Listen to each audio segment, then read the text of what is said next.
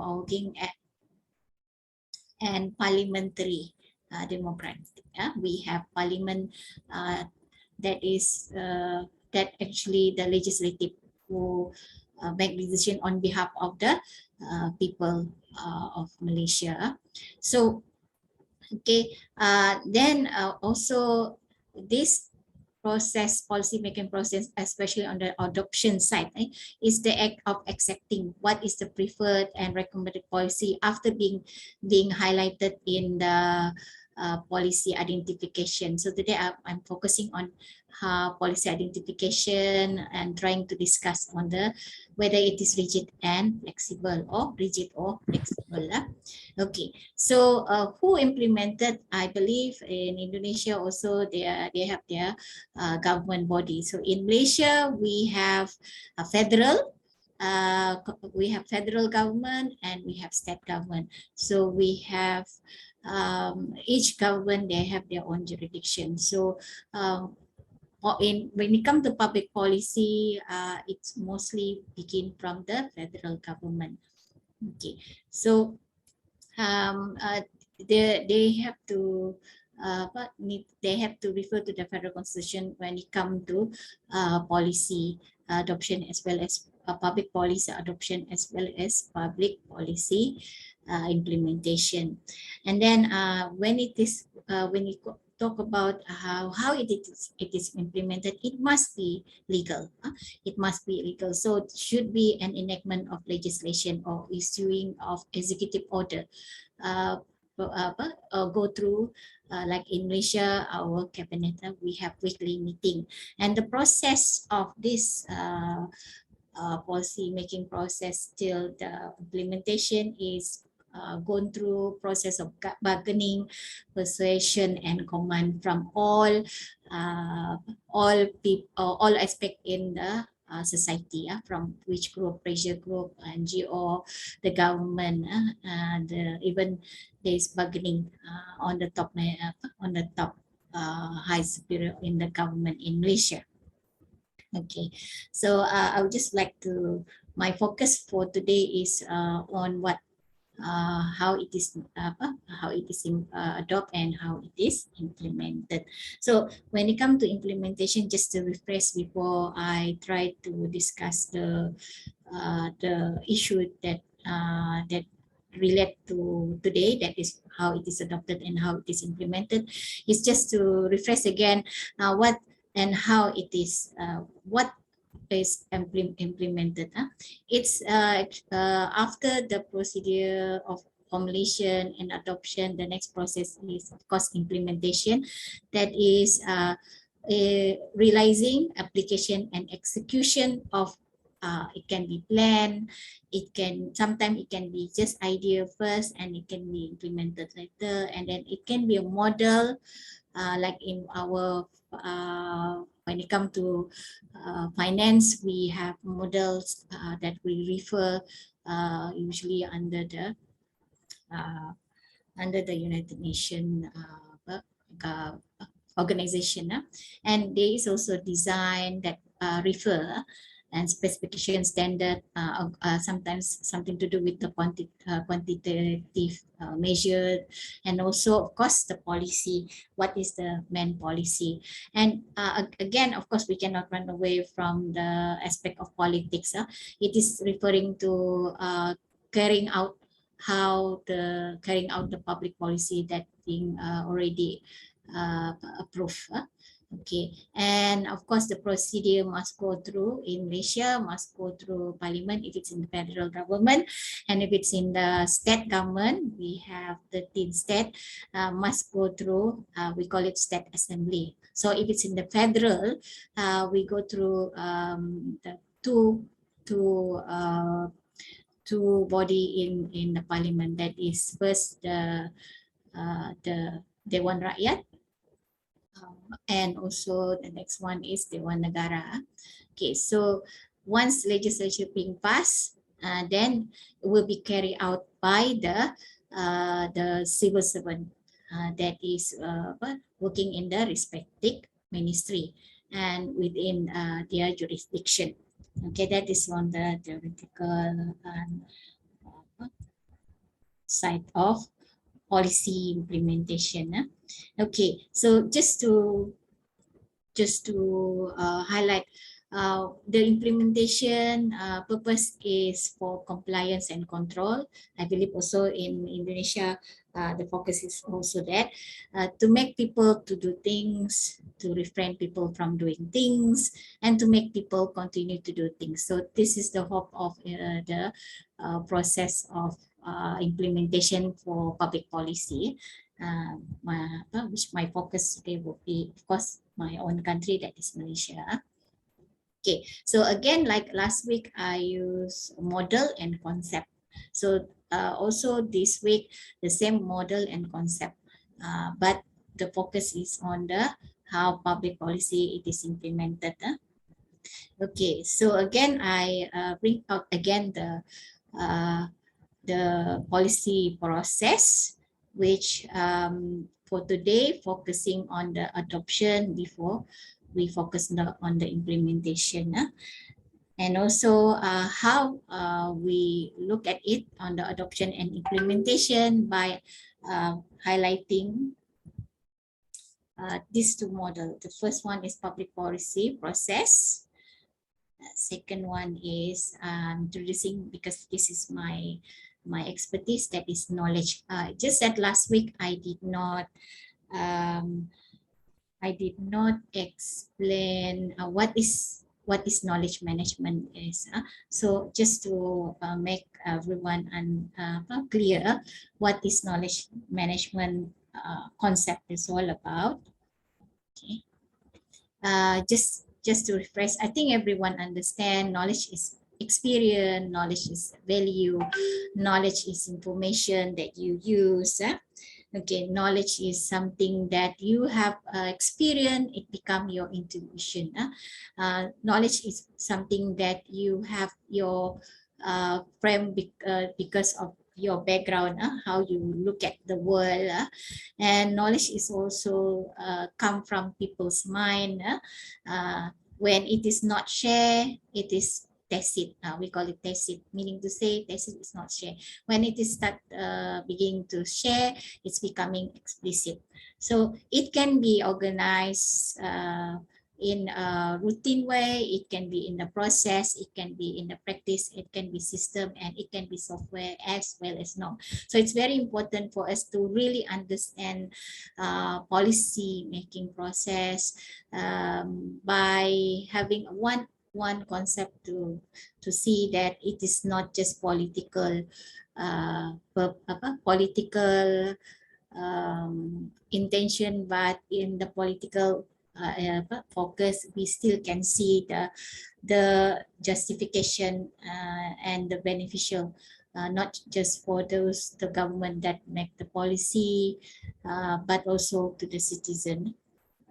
Okay, so how to make sure this knowledge being managed well, need to be clear. Okay, so what is knowledge management is, it's defined as you perform the activity that involved knowledge, discover knowledge through acquisition, capturing knowledge through acquisition or sharing, and then sharing itself through discussion, reading and experience, listen to others' experience, and applying the knowledge. So it is very useful, it can be beneficial, and it can be cost effective, because by knowing what we have, what we don't have, it's very important for, especially when it relates to policy making process, so that there is no reputation of making mistake, and there's no not knowing that we already have the knowledge, but because we don't have this concept of managing knowledge, we unable to be aware that we have this expertise. So that's the purpose of trying to combine the model of policy making process. For today is about adoption process and implementation with how knowledge. Okay, so I combine. The focus for today is problem identification on looking at the COVID-19 pandemic 2020 till now. So this is how I try to organize on the discussion relating to Malaysia scenario. So focus, I think problem identification is COVID-19 pandemic. I'm looking at the chronology side. Excuse me, because I'm looking also how it is organized, and then at the same time try to understand how it is actually the adoption process and the implementation process. Okay, by having one concept that is knowledge management, looking into the sharing, the acquisition and utilization that create new knowledge. Sometimes maybe in Malaysia this is considered as new knowledge, but for other countries it's already there. So it's very important to know what is being done and how it is being done. Okay, so when I saying about COVID-19, looking at COVID-19 pandemic on the adoption and implementation, let me start with the first action that the government have taken, the government of Malaysia have taken. So begin by 2020, after we have a reshuffle of the political scenario in Malaysia due to issue on the internal party matter during the Pakatan Harapan. So there is a gap before the decision being made. So that one I did discuss very briefly last week on after the what happened within the party Pribumi. Tun Mahathir decided to relinquish his position as Prime Minister, which lead to handing the decision to the king, because I think that is the best at that time, at that point. So sometimes we can also, though I'm not looking at that per se, but we can see that the process of adoption, making decision how we make it. So they make it legal on who's the who will repress Tun Mahathir, and whether this government is legal or illegal. But until now, there are people saying that this is illegal government because it was done through backdoor. But again, we'll see the result later when we have the 15th general election, which being discussed so many times, being raised so many times. Okay, again, looking back after our previous Prime Minister Muhyiddin Yassin, after he's being appointed as the Prime Minister, then the first action is to focus on what is the main issue, what is the main problem. That is COVID-19 pandemic, which being announced by the World Health Organization. I think in Indonesia also having that experience. But again, so after actually this the cases increased tremendously in 2020 March due to the gathering without realizing there's a gathering in Petaling Jaya, that is one state in Malaysia, that is Selangor, religious gathering in one of the mosques without they realizing about this issue, and it was very it was later was informed by the counterpart of Brunei to the minister, the health, I think the health ministry in Brunei, alarm our Director General, that is I forgot, our Director General Tan Sri, about this, and it was quickly being informed, and we take note on what happened. So the first task by our Prime Minister Muhyiddin Yassin at that time is to make an official announcement, okay, on a decision about how to overcome this COVID-19 pandemic. This is the first phase in Malaysia. So again, like I said last week, referring to one act that is under the jurisdiction of Ministry of Health, that is Prevention and Control of Infectious Disease Act 1988 and the Police Act 1967. So when I said in my title, rigid and flexible, so at this time, looking at policy making process, they not go through the looking at problem emerging because it is already announced. Immediately it becoming problem being identified, and it is one of the agenda in the government. So not from the issue, then they quickly refer to one act, two act. That is, the first one is under the Ministry of Health because it's concerning about health. So they look at, they refer to the Prevention and Control Infection Disease Act 1988 and also Policy Act.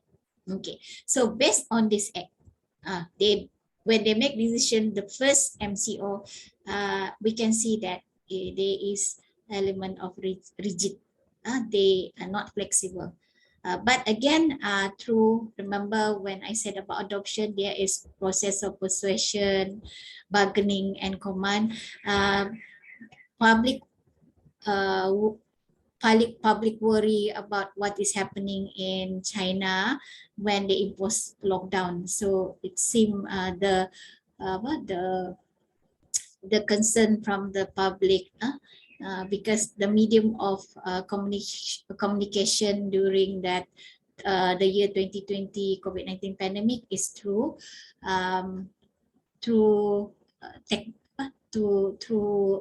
digital, through internet, through technology, information technology. So government also they also finding all the information from the medium that is using the technology. So because of that concern and the discussion, though they still consider the adoption process is rigid because referring to act, but yet again concerning of the public was being taken seriously also. So what is the first phase that they decided is, okay, the discussion.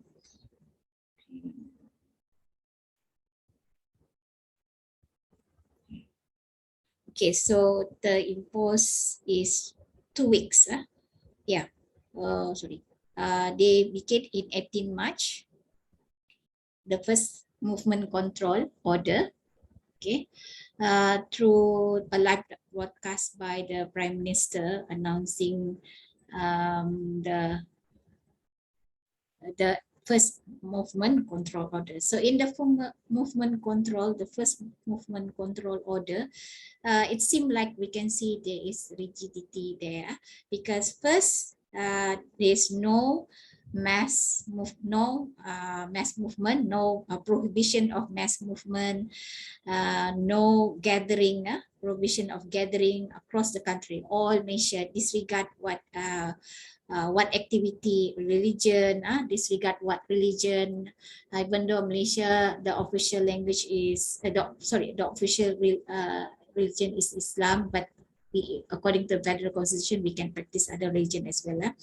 So all provision also included religious, sport, social, and cultural activities. Okay, so it is closed. That is the first adoption. The announcement, when they do announcement, is in the process of adoption setting, not yet go through the implementation. Okay, so not just the activity of social activity, and religion activity. It is also including the heart of our economy, that is all the business premises. Everything except the supermarket, the public market, the grocery store, and convenience. That is for necessity. Only that will allow the first phase of MCO. Okay, and also no Friday prayer for Muslim, and also of course there is no Sunday mass for the Christian, as well as other belief. This is made on the 15th, and it was it began on the 16th of March. Okay, begin on the 16th of March. Okay, this again, like I said, this is due to without realizing, because of the political upheaval during that time, transition from Tun Mahathir stepping down to appointment by the king ruler to the next prime minister, that is Tan Sri Muhyiddin Yassin. There is activity of Muzakara meeting of the National Council. So in Brunei also, the Muslim in Brunei also attending. I think from Indonesia also attending, and I think also from I'm not sure about India also, and Pakistan also attending. In Malaysia, that is in Petaling Jaya. Okay. So this is the first phase. So we can say that this first phase was rigid. The adoption was rigid. And how it is implemented, what is the setback? Okay, even actually that during that first phase, ban of any Malaysian traveling abroad.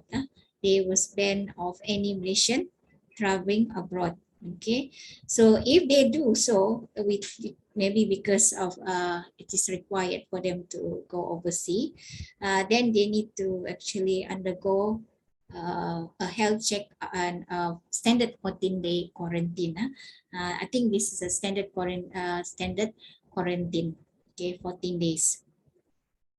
And also the ban of tourists and foreign visitors into the country was restricted. Okay, even the school also was closed. During that time, UITM also we closed for 2 weeks. Actually, we have our term break, so they make it early, the 2 weeks. So to allow like UITM and other higher education institution, and also other sector decide. So coincidentally, all closed. So again, we can say the decision made by the government was rigid. It was not flexible, because I think not just Malaysia, but Indonesia also never experienced on pandemic about this. So to adjust, to adopt and adapt is not the thing that they willing to sacrifice. So what the government in Malaysia, what they do is they're referring to it. So this is how they decide on how to manage the country at the time during COVID-19. Okay. So the thing that allow only for essential services, of course, public utility like water, electricity, energy, telecommunication, postal transportation, irrigation, oil, gas, fuel, lubricant, and so forth, broadcasting continue. Only that. But again, they cannot. They did not allow all the employee to be in that. So there is actually a standard of procedure that they need to follow. So it was new. So it kind of create confusion for each ministry to make decision, not just in the federal or in the state.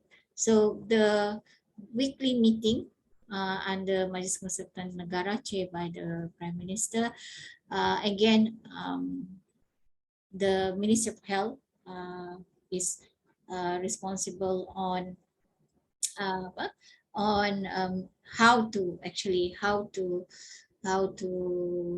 manage the country because the issue is health issue. So it's so new for the Ministry of Health also. It's something that they never experienced, but it is they have it is it's no there is no option, but they have to do it. Okay, so then after the 2 weeks, there's a lot of discussion. There's a lot of worry because 2 weeks people who are doing who doesn't have stable job. They are entrepreneur, small medium entrepreneur. It's difficult for them, but for the big organization, maybe especially telecommunication company, it's actually this pandemic is a blessing in disguise because of the importance of telecommunication. So it's a advantage for the telecommunication, but not for other sector. Supermarket door they are allowed to open, still they suffer setback because of the control movement. Not they will not receive a regular customer, so that is of course a challenge for them also during that time. Okay, so then after that, after the 2 weeks, a lot of discussion, a lot of voices, a lot of issue on how to manage all the public sector as well as the private sector, and also those individual who only they survive by daily basis. So what the government do, the next step, but just to inform, during the first movement control order, the state government also having a problem to adjust. So what they did, that 13 state, they just follow whatever announcement being done at the federal level, because it's kind of quite new. So again, we can see that there is no flexible. There is a little, but not so much, because of the first decision, which being they did it in the stage of without any experience, just referring to the announcement by the World Health Organization, referring to the action being done by other countries, even the other countries, the developed country also experience a problem on how to, because again, developed country, they have problem to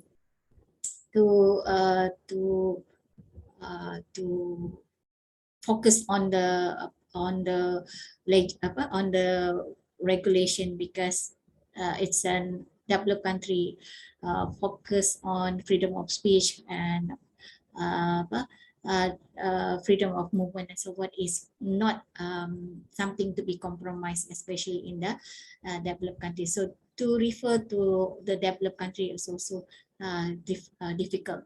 So Malaysia again have to rely on their experience on before, not pandemic, not to the stage of pandemic, like bird flu and a lot of before that Ebola and so forth, that they based on that. So, and the WHO from time to time giving announcements. So that is the reference the government able to do at the time, at the beginning of the COVID-19 pandemic. Okay, and then the next extension after that is on the 25th March.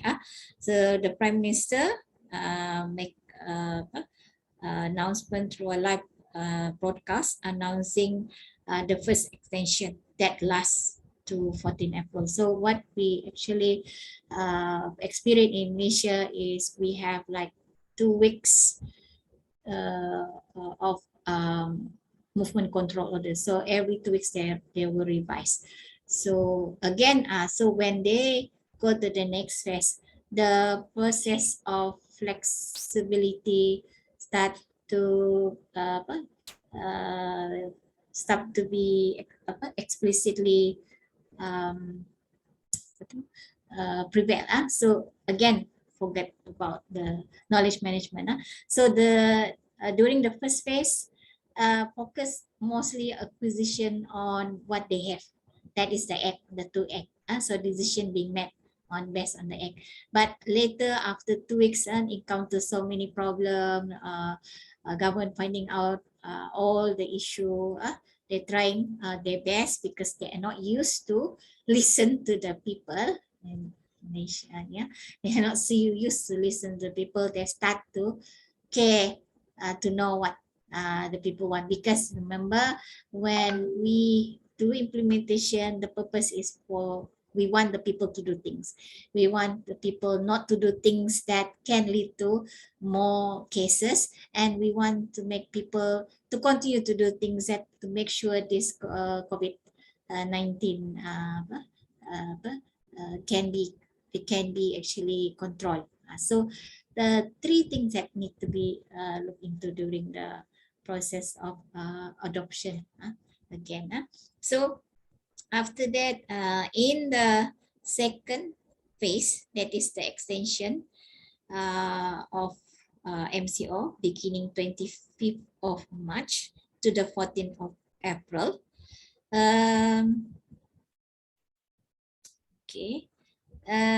Because announcement by the World Health Organization that this case will be peak on the mid and April of 2020.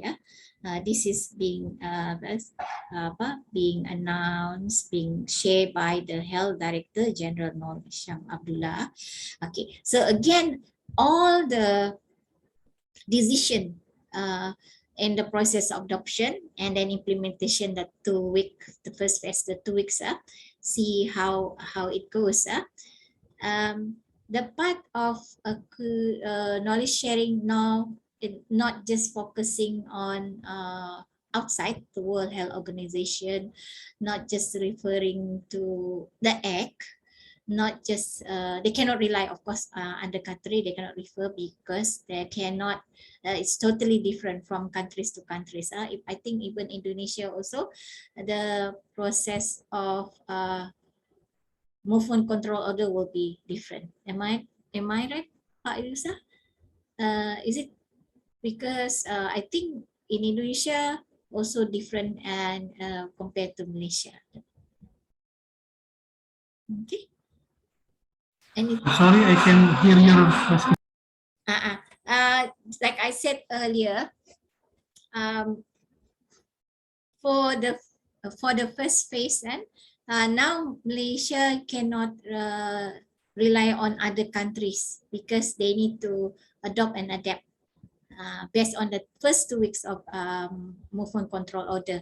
The most information that we rely from outside is WHO only, because WHO will give announcing the cases as well as any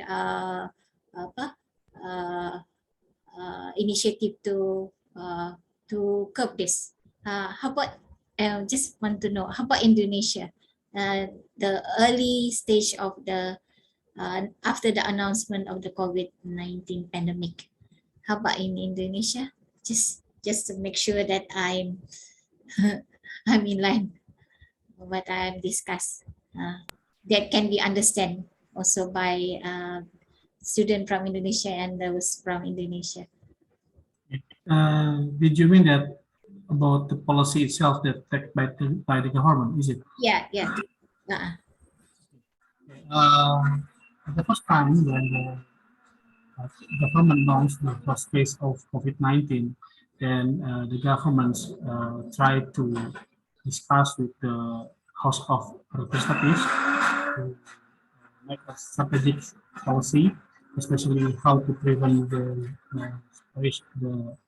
COVID-19 itself, and then also they are discussed with some experts in the what medical staff such as doctor and also laboratories personnel. Then after that they have to try what they have to do, especially in the worst case, to prevent the COVID-19 disease.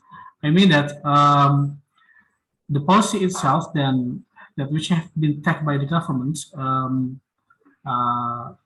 but have been decided by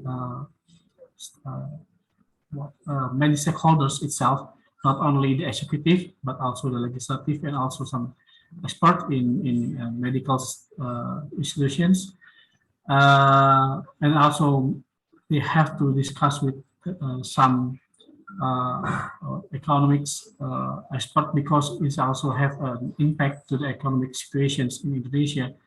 Uh, then after that, the governments uh, release some policy. As we know that here in Indonesia, it calls PPKM, pembatasan kegiatan skala mikro, or in abroad we know it as what it's called. I forget what it is. Yes, something like that. Then the, the the society itself that are forbidden to do outside activities, or it is limited.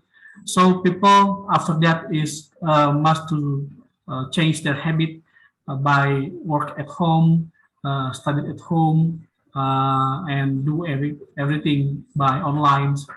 But after the case of COVID-19 is getting better, I mean that the case of positive case in Indonesia is decreased, then the government try to make some new policy based on the recommendation of some stakeholders, because they are also want to make our economic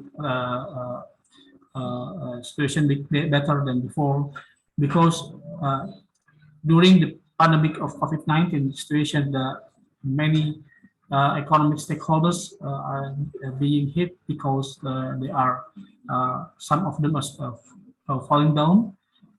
Some of the employee are become but not no longer is paid by the paid by the company, and so the government try to what make some good solutions for everyone, for the entrepreneurs, for the also the employee itself. So after 1 year, the government then allowed many companies to open their office and call their employee to work at office, but with the some several conditions. Only about 50% of the rooms is able to be for everybody to work at the office, but less than 40% they must work at the home. So yeah, this is depend on the situation. Yeah. I think that's all. Okay, thank you for the info, Pak Yusa. So I noticed that more or less similar the situation in and the decision being made in Indonesia as well in Malaysia, because after the second extension of the movement control order, the effect on the economic sector also start to prevail quite very explicitly. So it again, the good thing about of these 2 weeks, the the period of 2 weeks allow government to decide how to actually not just focusing on the health issue, but also looking at the other sector as well, especially on the economic sector. So again, by looking at the policy process on the adoption and implementation, we can say that most of the implementation rely on actually on what is best suited in the adoption process. The implementation will be smooth once the adoption process being decided after taken into consideration so many. So again, by looking at the concept of knowledge management, the acquisition of finding information not just in the cabinet, but also the decision also being referred who are all the ministers that involved. So slowly after the first extension and the second extension, then not just focusing on preventing people not to do things that can increase the cases, by focusing on the penalty, which actually being gazetted by the Attorney General. That is actually if there is a break of rule, the break of the control order, so the fine will be 1,000, equivalent to US 229, or jail not more than 6 months. So again, the focus is still trying to control the movement, but also not to forget about how to make sure that the survival of the people as well as the government will continue to make sure that we able to make sure that the government can govern, and the people can trust the government that what they are doing is for the benefit of the society. Okay, so and once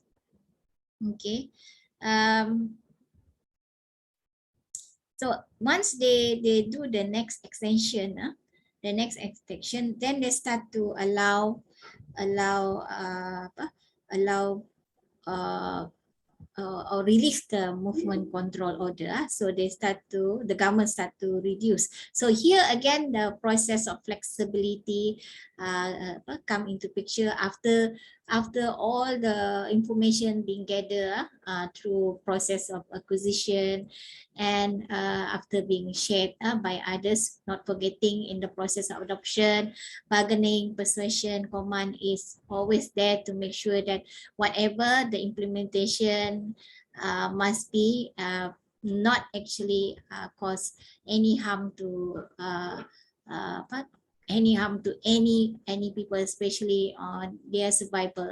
That is the focus on the economic sector. So we can see that the process of being rigid on the process of movement control order during the COVID-19 pandemic, to the process of being flexible. And then they start to listen more to all sector, listen more to a sector and suggestion from all sectors. So Ministry of Health, not just decision being made if it's released, kind slowly when they start to release, they start to listen and they start to make decisions. So it's not entirely but Ministry of Health only, but it is entirely for others. So again, and they realize that the police force, they cannot actually, it's not sufficient only the police force to be the frontliner of the movement control order, to make sure that the health the people in the health sector can actually do their work to curb all these cases and to take care all the cases. So what they do, they ask help from the Malaysia military force. So again, the process of the 2 weeks movement control order give space for a lot of ministry, especially all of ministry to start to start to help on managing the country, to make sure that by having a lot of ministry involved. At this time, early 2020, still the management of the country is still under the federal. It evolved, but police force still under federal jurisdiction. Even the military is still under federal jurisdiction. Ministry of Health still under federal jurisdiction, but more or less more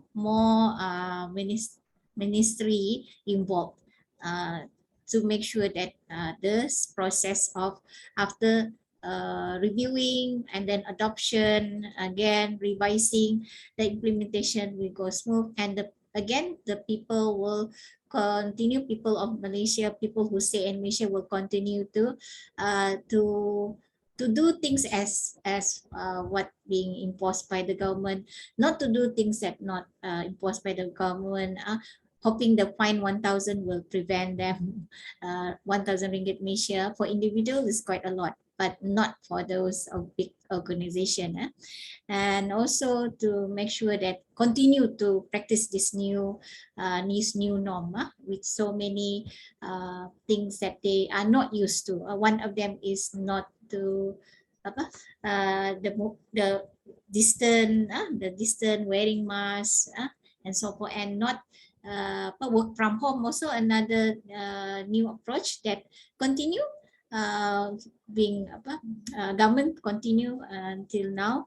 They start to use this flexibility of working, work from home and work from office. Like us in our university, only this semester, March semester, that we are in the office, but still there is flexibility there for hours for us in the office minimum, and after that we can actually continue work from home. So the flexibility there, we can see the adoption again.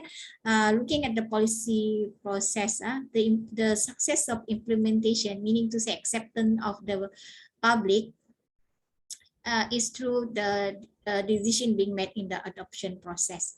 That is the most crucial things.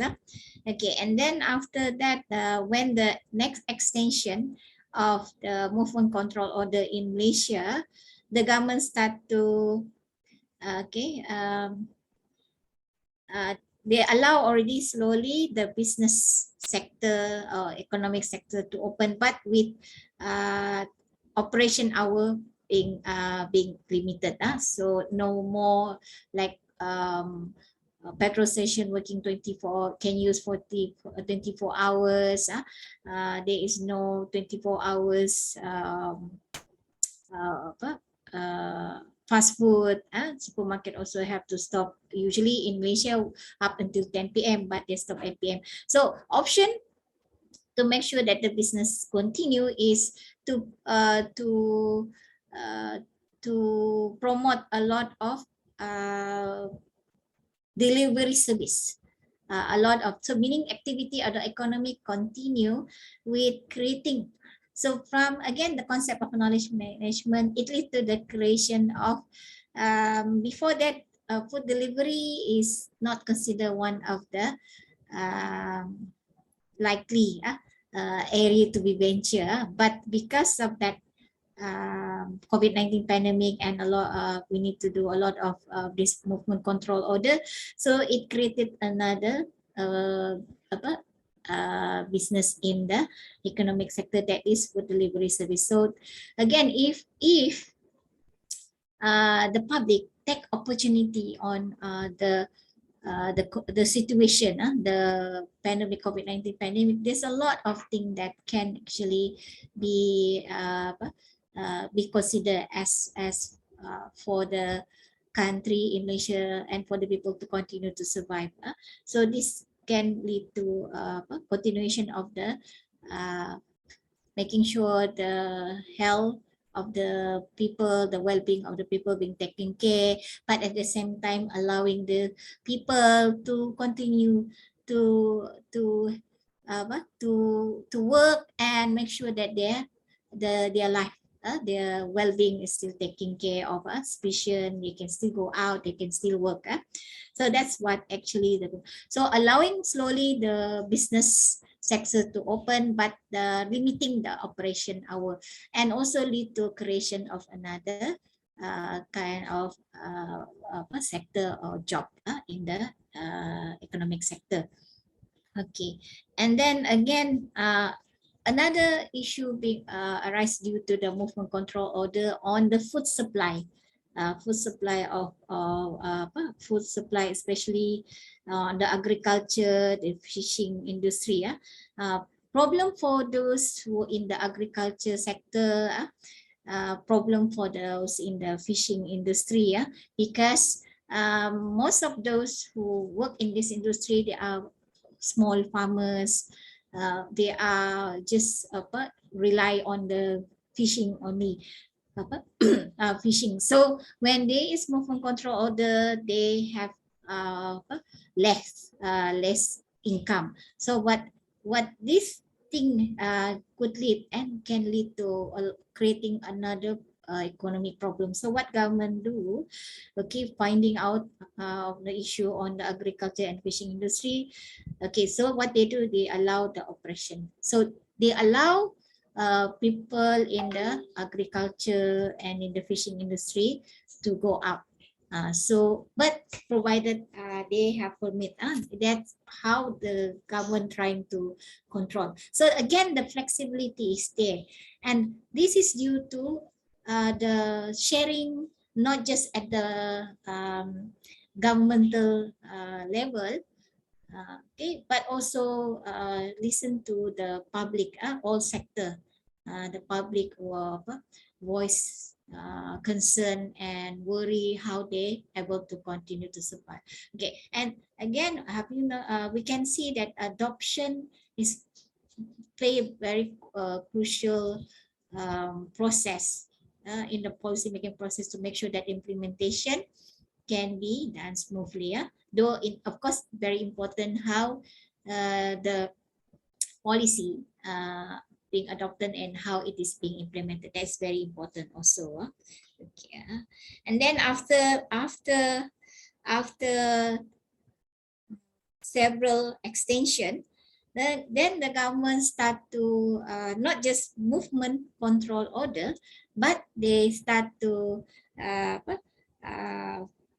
they start to have different approach of movement control order. That is conditional movement control order. So if we look at the knowledge management concept, it lead to, because of the sharing, acquisition, utilization of knowledge and experience, lead to creation another kind of approach on movement control order, that is conditional control order. So when this control order, conditional control order in the adoption process, it's make the implementation process smooth, because public aware that the government do listen to them. So again, the process of making sure that people follow as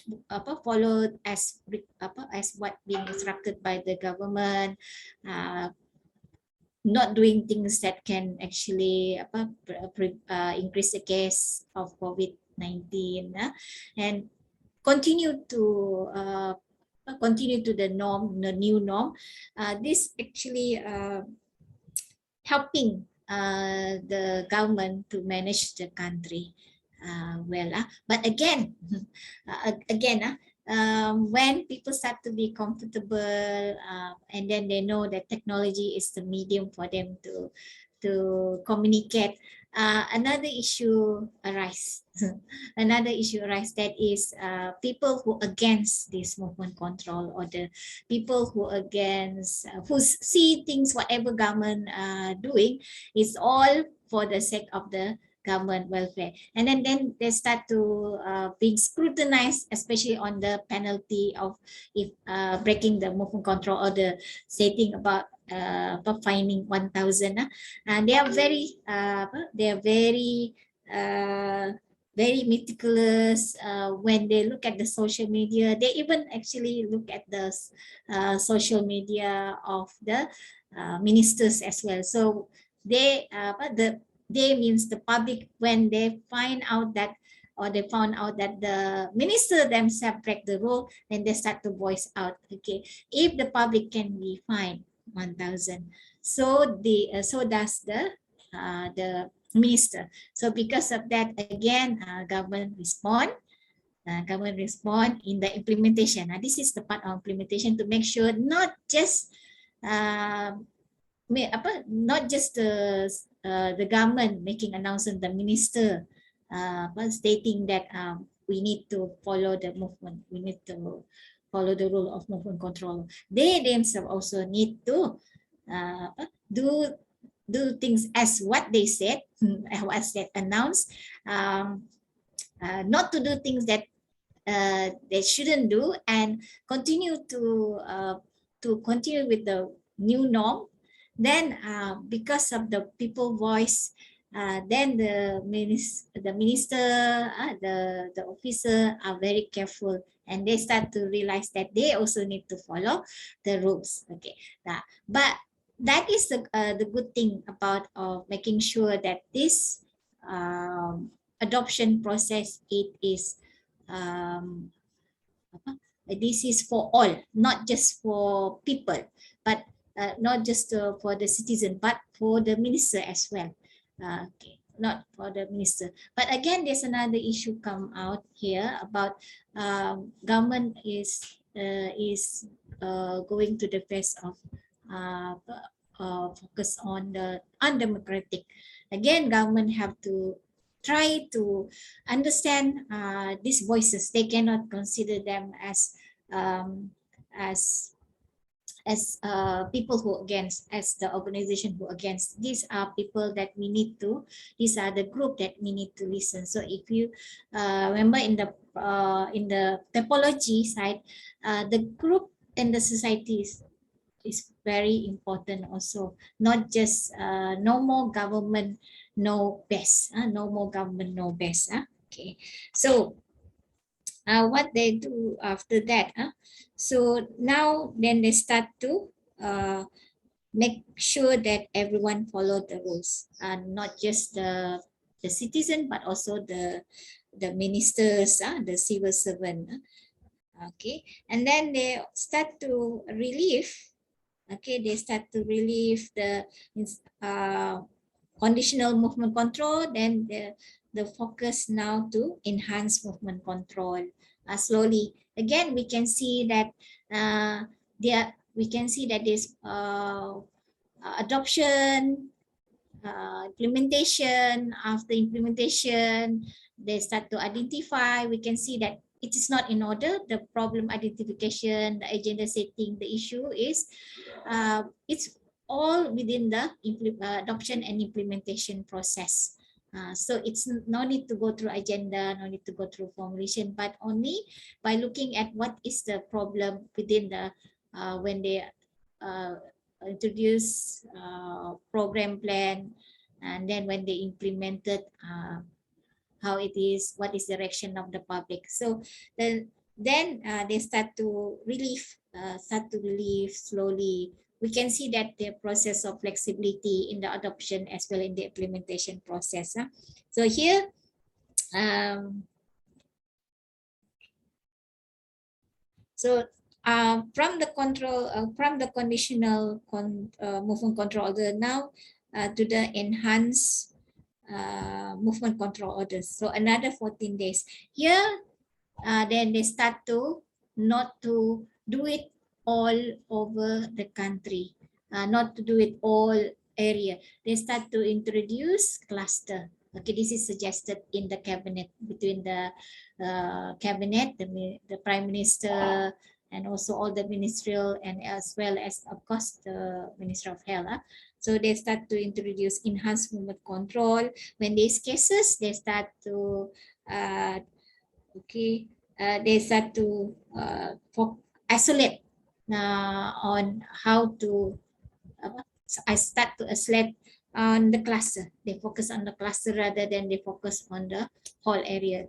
So instead of, like, for example, in Sabah, the whole of Sabah, that's where I stay, they will focus if there is cases like in one of the district, like me in Tuaran, then they start to have not just the Tuaran district, but the village.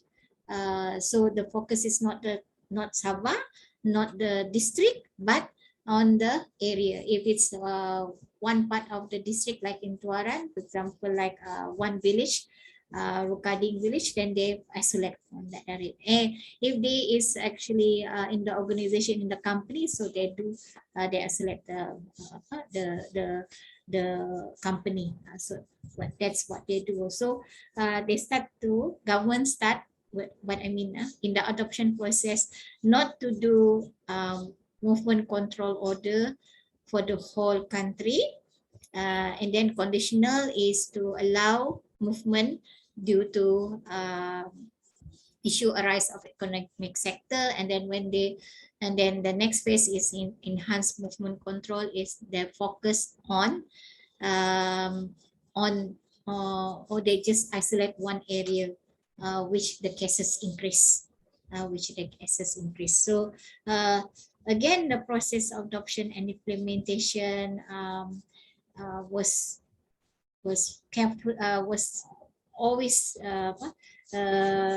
taking into consideration all input from all society. So again, when we look at the concept of knowledge management, there's a process of in the adoption and implementation in the public policy process, sharing, acquisition, utilization lead to knowledge creation. So when I said about conditional movement control, we consider that knowledge creation. When the next one is enhanced movement control, another knowledge creation has been created, and the process of adoption and then implementation. Okay. And of course, this continue 2020 to 2021.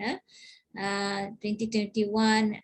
So once they have all experience, they have experience, the state start to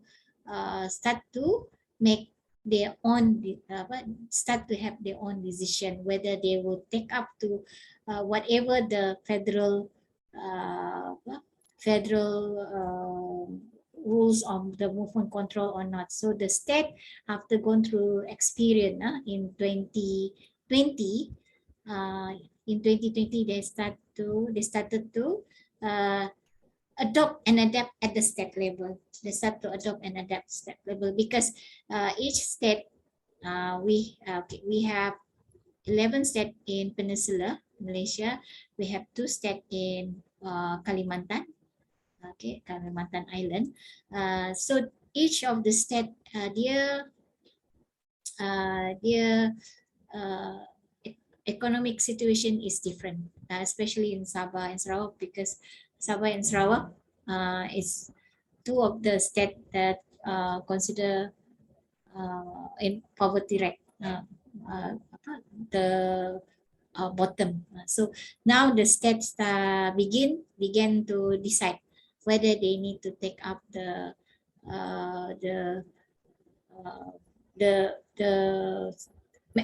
movement control order being standardized by the federal or not.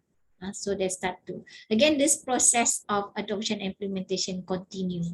So we can see that again, the rigid, not the government is moving away from the focus of following all the act only, looking at the constituent. If it's from if you look at the theory of how public policy being formulated, moving away, not just following all the constitution, all the act, but the government of federal start to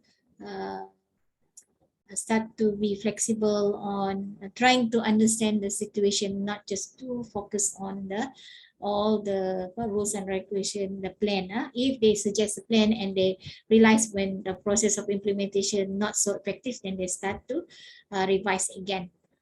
So we can see the process of in the adoption and implementation from rigid to flexible. The same goes in 2021 also. Slowly the economic sector, especially the economic sector, start to open. Slowly even the government sector start to allow, because there's a lot of issue on, especially on public utility. Very simple example like renewing license of renewing license for transportation. So kind of challenging for the public to go to the office, and then they have to follow the movement control order. At the same time, the agency, the agency like the transportation department have to follow the standard procedure, not to have many many staff at one time. So again, that's a challenge. So another a way of the setback of the implementation of this movement control order with new norm. They start to move from counter service, going to public, going to the government, to the department for them, especially renewing their license, renewing, paying bill. The process moved to the digitalize the process to make people, to make sure that the public continue to have their service, and the government continue to give the best service. The same goes with the private sector in the banking system as well. So by allowing flexibility slowly on the process of adoption, after implementation they find out need to revise, need to improve. Again, what they do is they revise. They have to adopt and adapt again. So this process continue even in 2021. The process continued in 2021 until once the vaccination, the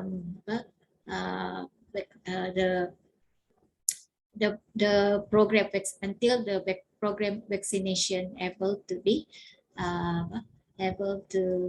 be implemented in Malaysia. So I think I will stop to make way for a discussion for Q&A. So I would just say, and I will end.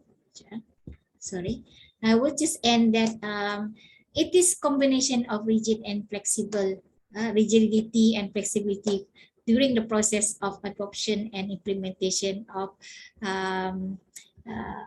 try to overcome the COVID-19 pandemic in Malaysia from 2020, which I focus more in 2020 because we can see the rigid process to the flexible, and the same goes in 2021 and now.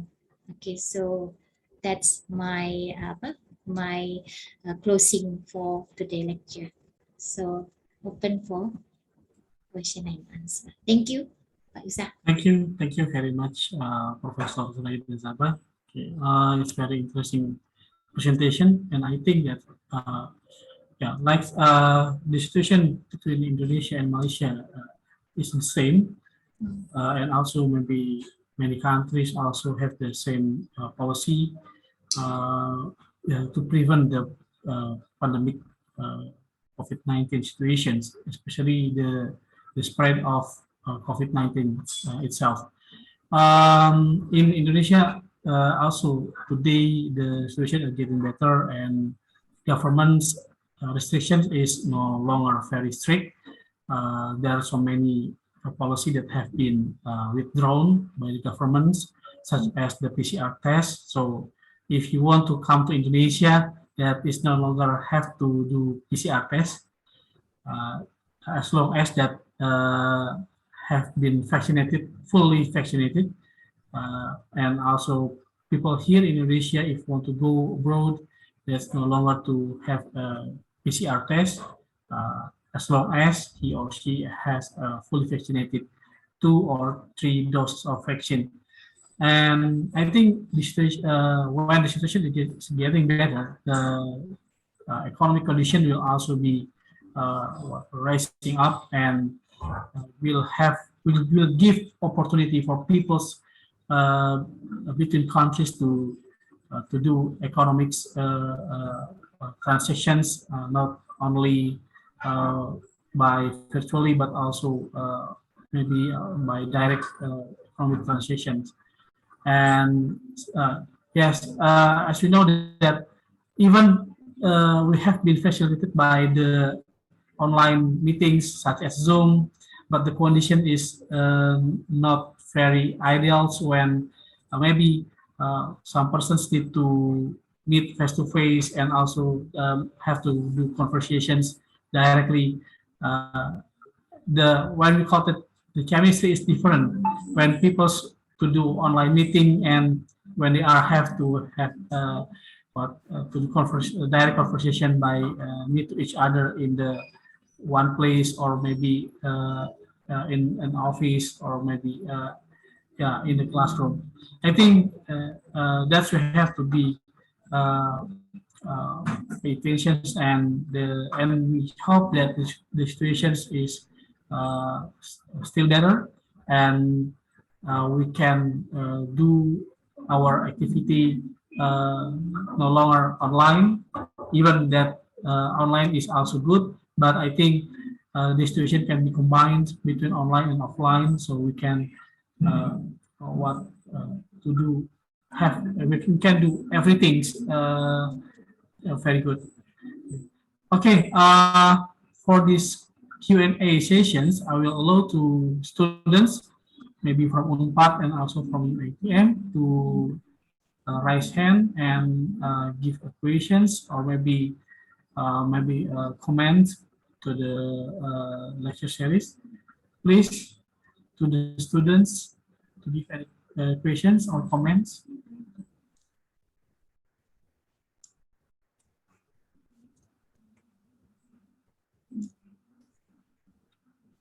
Are there any questions? Maybe. Okay, Atur Mehta. Please, Atur Mehta. Maybe you can also what to on your camera. Okay. Okay. Assalamualaikum. Selamat pagi. So I want to ask to Professor Zuraidah Zaaba. Aside from the how we balance the rigidity and the flexibility of implementation and adoption in public policy process, so in the case of COVID-19, does the adoption and implementations of COVID-19 policy in Malaysia trigger the political instability of the government in there?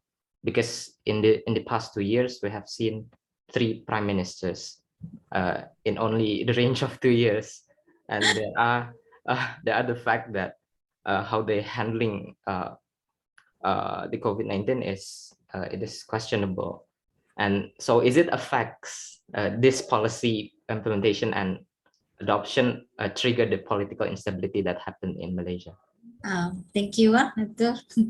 Thank you for you to ask this question. Actually, I'm not sure others whether they agree with me.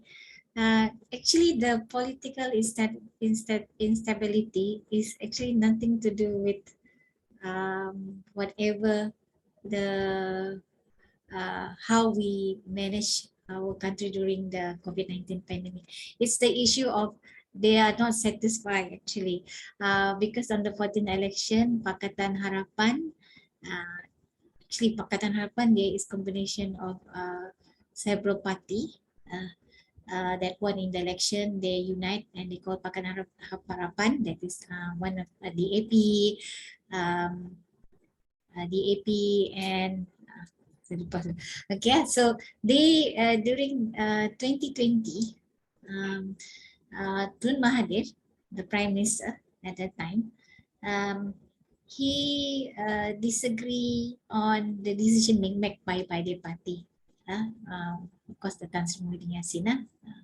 So he disagreed. So what he did is he resigned. When he resigned means that the whole cabinet resigned. So I would say the first resignation of the Prime Minister in 2020 is nothing to do with the COVID-19, how the government managed, because that one is before.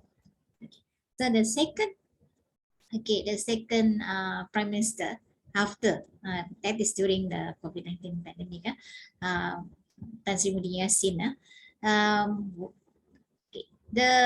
the government, the Pakatan Harapan government were not satisfied because the government now considered as illegal government. A lot of people consider this as illegal because the way the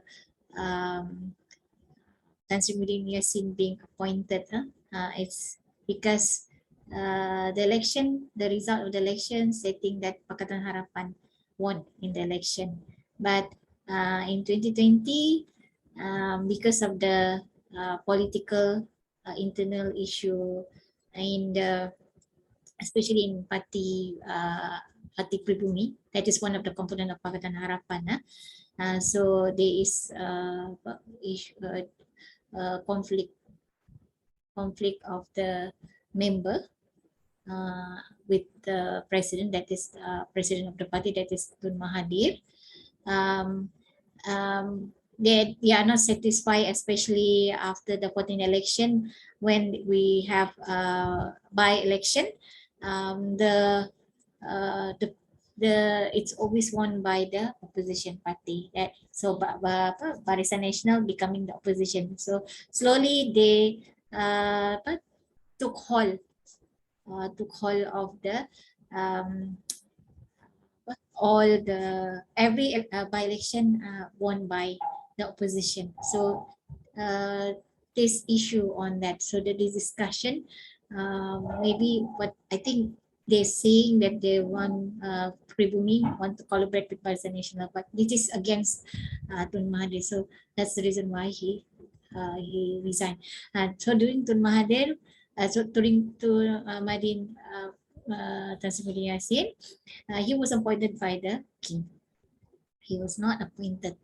So the people of Malaysia, the political party saying that he is illegal appointed. So this issue continue being discussed in the parliament.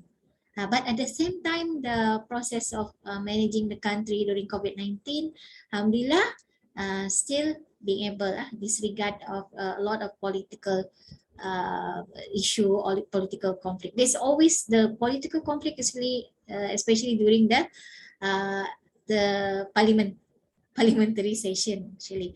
So the dissatisfaction was escalated to that extent that the vote of no confidence always being suggested in whenever the parliamentary session. To that, because of that pressure, slowly it started to affect how the government managed the country. So because of that, Tan Sri Yassin decided to step down. He decided to step down, but with the condition, with the new collaboration with the Barisan Nasional, with condition that the member party of Parti Pribumi will also continue to be in the cabinet. I think there's a bargain again. The process adoption also happening the back of bargaining power there. Because if Tan Sri didn't continue, it will actually affect the country as well. If he still continue to be the prime minister, because of him being appointed by the king, not by the public. Okay, so to make sure that the country will not be affected, then he stepped down and giving way for Dato' Ismail Sabri Yunis. That is, he was actually the senior. They don't have deputy, but they have senior, and then towards before Tan Sri Muhyiddin Yassin stepped down, he appointed that is Madya Dr as his deputy. So the transitions moved after Tan Sri to Ismail Sabri becoming the Prime Minister. The issue start to stop. Now the focus is whether we will have our election soon, because they want to know, especially the Pakatan Harapan,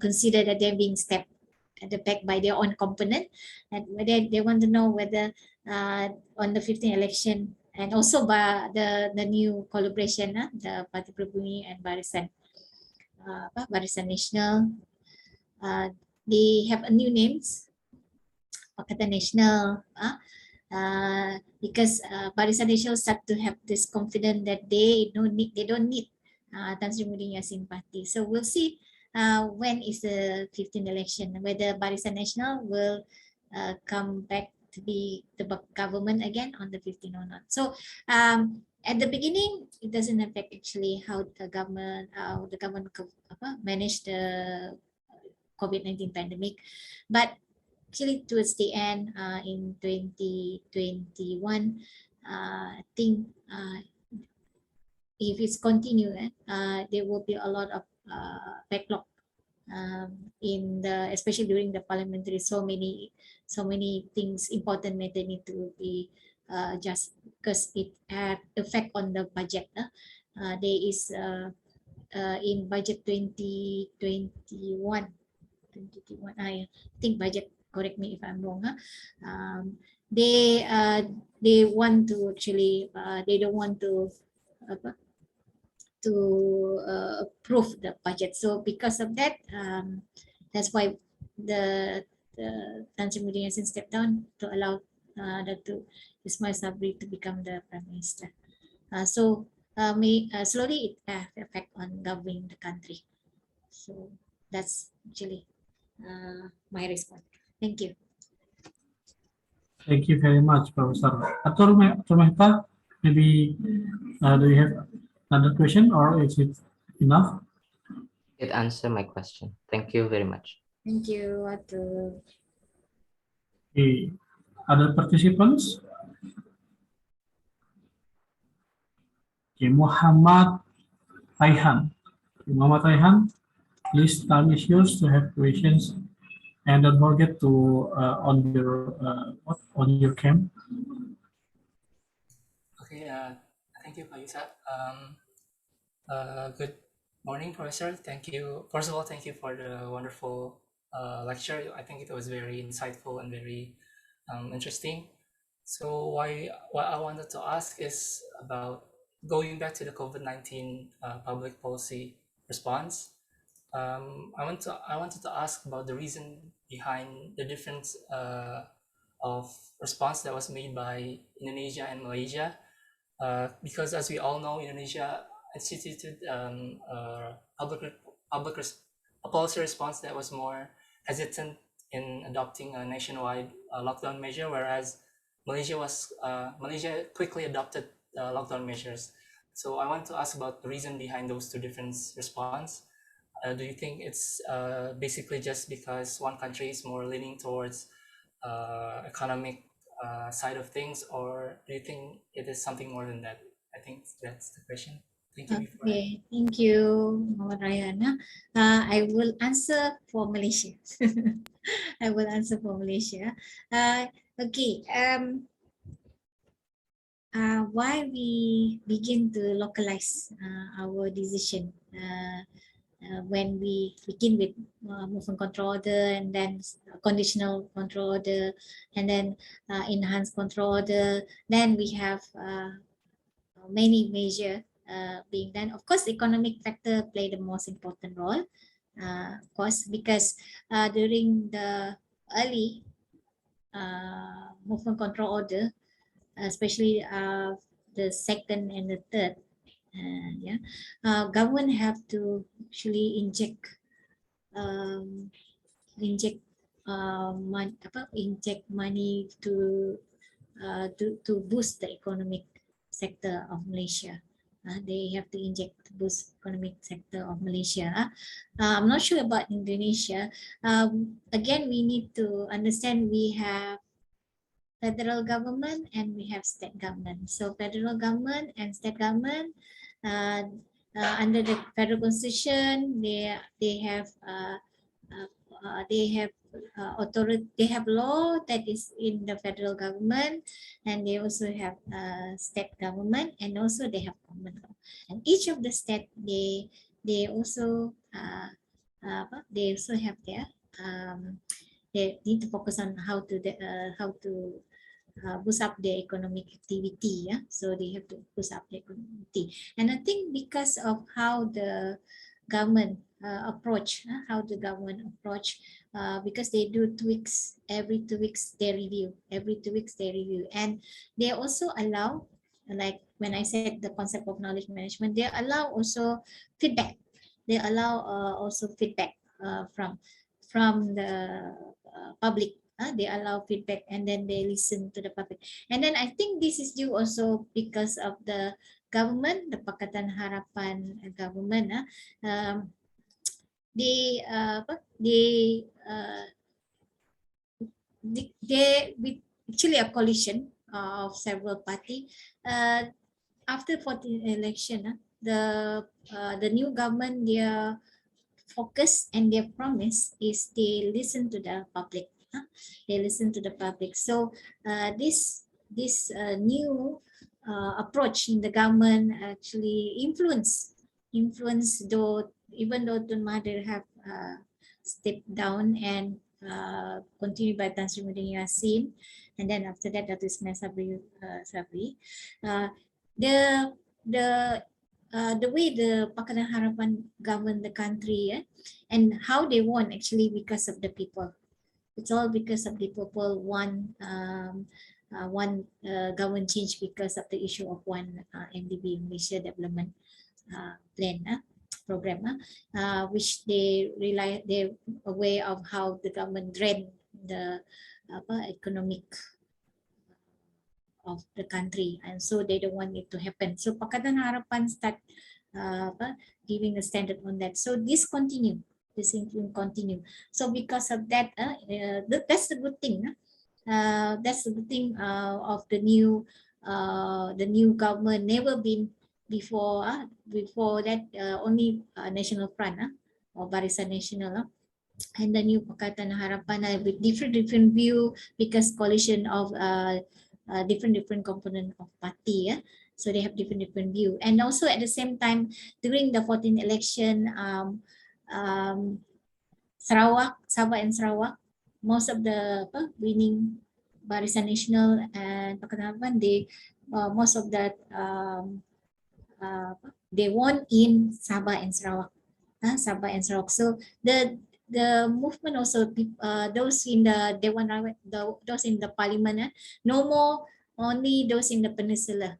Now they also have a representative from Sabah and Sarawak. So again, the different who in the parliament also give influence on how Malaysia government approach the COVID-19 pandemic.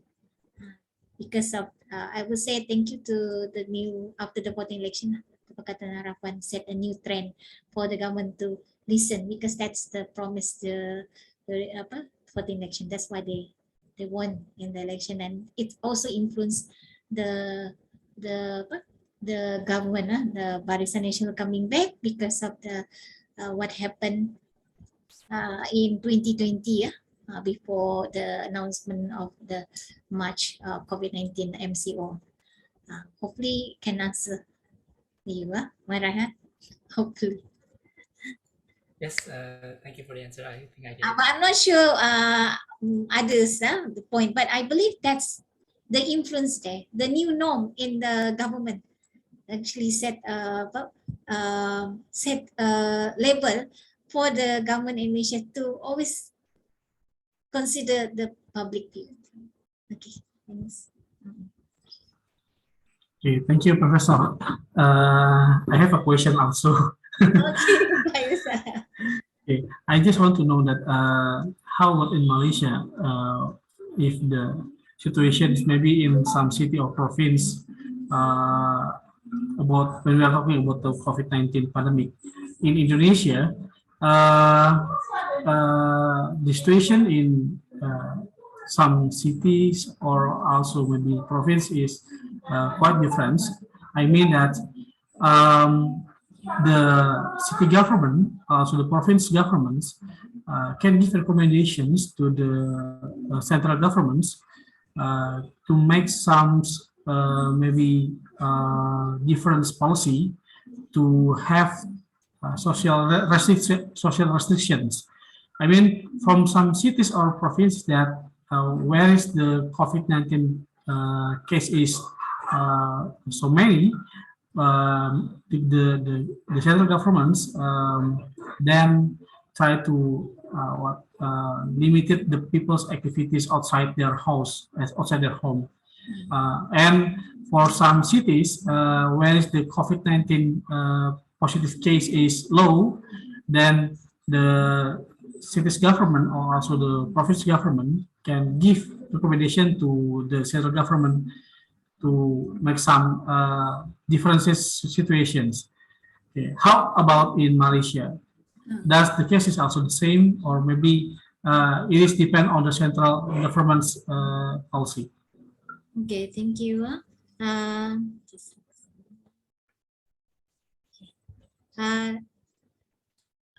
When I mentioned earlier about how they approach the COVID-19 pandemic by referring to two acts.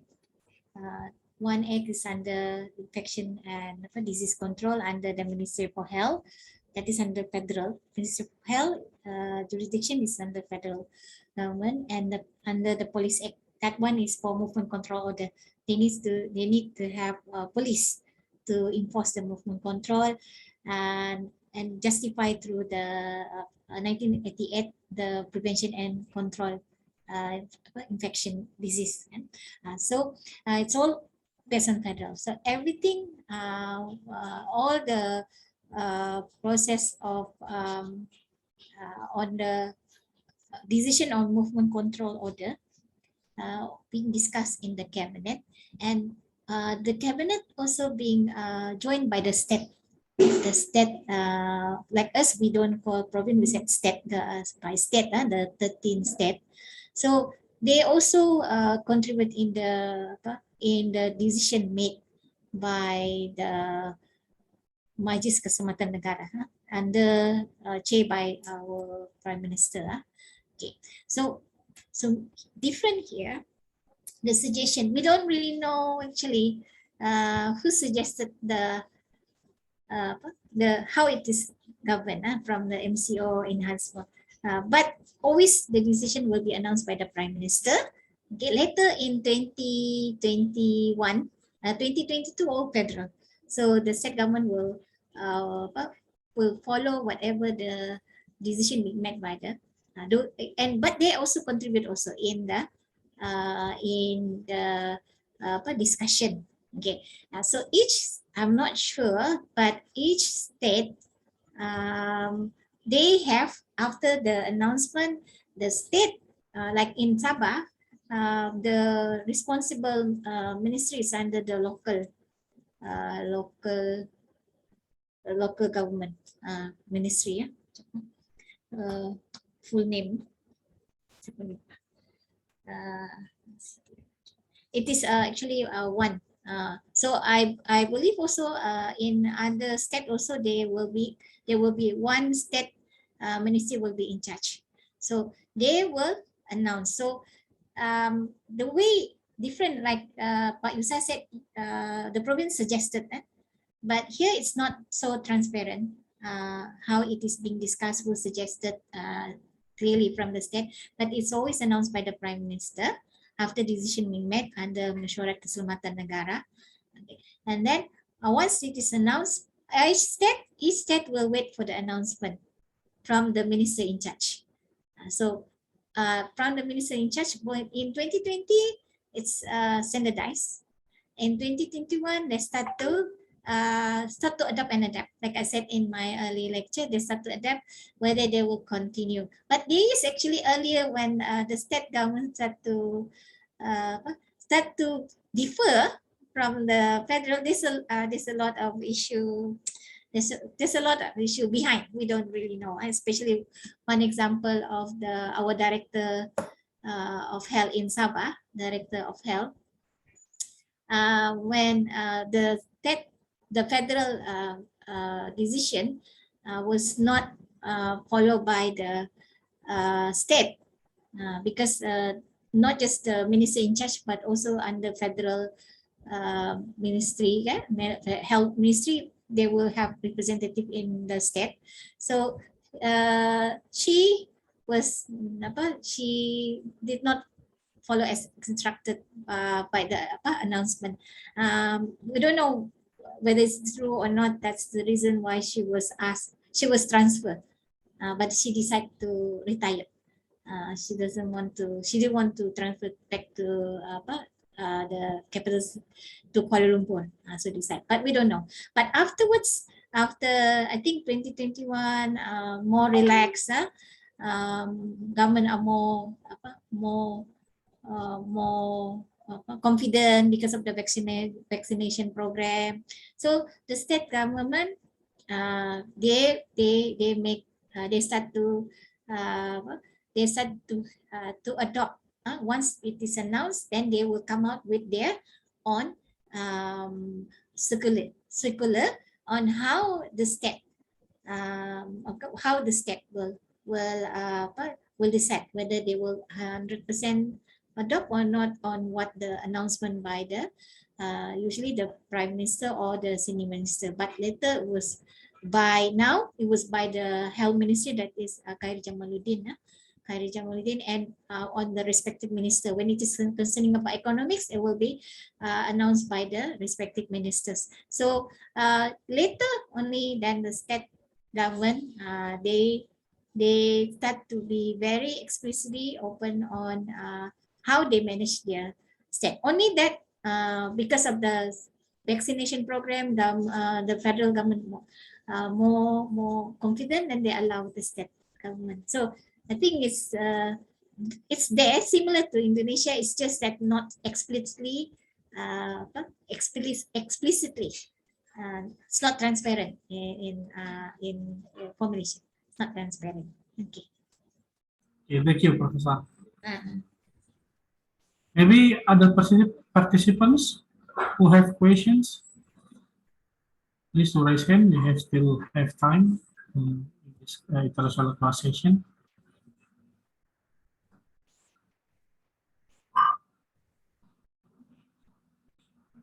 Any other question?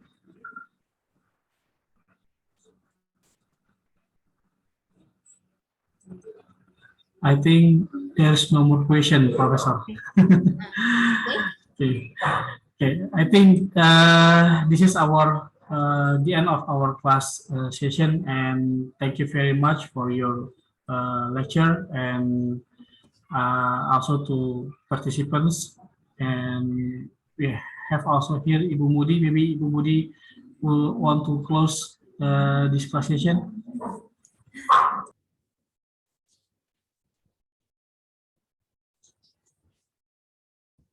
Masih belum terdengar, Ibu? Your voice. Ya, sudah. Okay. Baik, thank you very much, Bu Zu, for your interesting presentation, lecture. And I'm so sorry because of my activity just landed from Medan. Yeah, so it was a bit late, Bu. There was miscommunication there. So when I saw begin Indonesia time 9:30, then okay. No, then it was my mistake actually. I said it was my mistake, Seri. So I'm so sorry. So hopefully one more lecture for you will be offered early June, right? Yeah. Okay. Okay. Looking forward to your lecture. This one. I hope. Okay.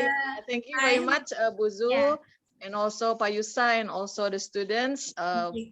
both from Malaysia and from Indonesia. Itu saja Pak Yusa, thank you very much. You're welcome, Ibu. Mungkin Prof. Zuf ada yang ingin disampaikan terakhir before we close this class? Terima kasih. Thank you Pak Yusa and Bu Mulia. So thank you again for giving this opportunity, the first and the second opportunity. And I was surprised. Another one, she requested, she said two, but she said, okay, I'm okay with that. Thank you so much. I hope the two lectures will shed some insight about Malaysia. I'm not sure, but this is my point of view. I always look things positively, and I think my next lecture will more on how the citizen look things. I don't believe in whenever the government do this always agenda. Of course, the government will have agenda behind that, but it's us. It's the citizen. Taking the opportunity is, I think that's the best. Looking for to make sure that we cannot just let the government decide. Sometimes the government think that this is the right thing, but of course you can look at many angles. They said propaganda, like for example, like Keluarga Malaysia. I just want to share with you. Our Prime Minister was in London. He was having Sama Hari Raya. So one of our very famous doctor, she's working in London. She's one of the best students. So she just said Selamat Hari Raya, and then she said about Keluarga Malaysia. Then this I don't know, Malaysian girl saying that don't use Keluarga Malaysia. That is the government propaganda only. I feel sad. I feel sad that why can't we just look things positively? Because if we continue saying government not doing blaming government always have this agenda, then we are at the losing part. We are the citizen are the one who lose. Those who take opportunity will grab the opportunity. But for us, those who have this negative, those from Malaysian, from overseas, nation here, always look for the controversial side, we are losing.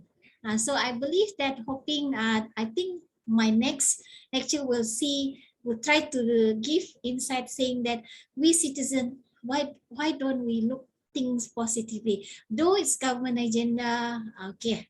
But remember when we learn about policy, the elite agenda will becoming the citizen agenda, provided we the citizen know how to take the opportunity. So I'm hoping a very good discussion for the lecture. Thank you. You're welcome. Also, thank you very much for you. And thank you for everyone who has attended this international class series. Hope we can meet again, maybe in the next class. Assalamualaikum warahmatullahi wabarakatuh. Good afternoon. Warahmatullahi wabarakatuh. Thank you. Waalaikumsalam warahmatullahi wabarakatuh. Thank you, Bu Zu. Thank you, Bu. See you soon. Thank you. Yeah, thank you, Bu. Pak Yusa and Yeah. Thank you so much. Okay. Hey. Hey. Bye. Bye.